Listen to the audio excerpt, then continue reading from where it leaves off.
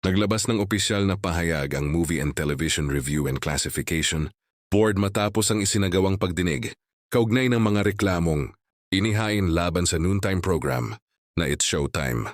Ang usapin ay nag-ugat sa naging kontrobersya ng Memerimar segment na ipinalabas noong Hulyo 24 na naging dahilan ng matinding reaksyon mula sa ilang manonood at netizens.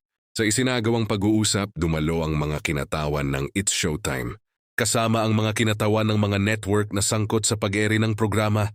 Ayon sa MTRCB, bahagi ng kanilang due process ang pagbibigay ng pagkakataon sa lahat ng panig na maipaliwanag ang kanilang panig bago maglabas ng anumang pinal na desisyon kaugnay sa reklamo. Bilang bahagi ng mga napagkasunduan, inatasan ang kampo ng programa na mag-sumite ng joint position paper sa loob ng 7 araw. Layunin nitong mailahad ang kanilang opisyal na paliwanag tugon sa mga isyong inihain laban sa programa.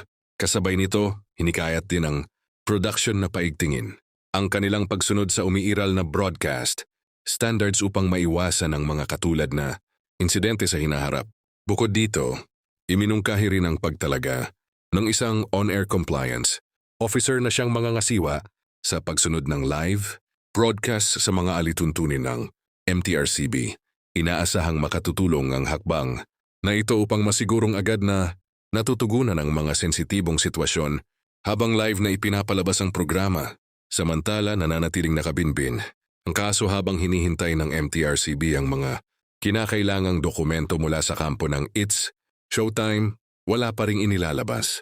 Napinal na pa siya ang ahensya kaya't patuloy na naghihintay yung publiko sa magiging resulta ng kanilang pagsusuri.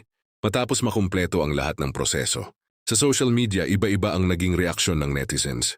May mga nananawagan sa MTRCB na maging patas at walang kinikilingan sa pagresolba ng reklamo, habang may ilan namang naniniwalang sapat na ang naging paghingi ng paumanhin ng programa at umaasang magsisilbi itong aral upang mas maging maingat ang lahat ng nasa likod ng It's Showtime sa mga susunod nitong live na episode.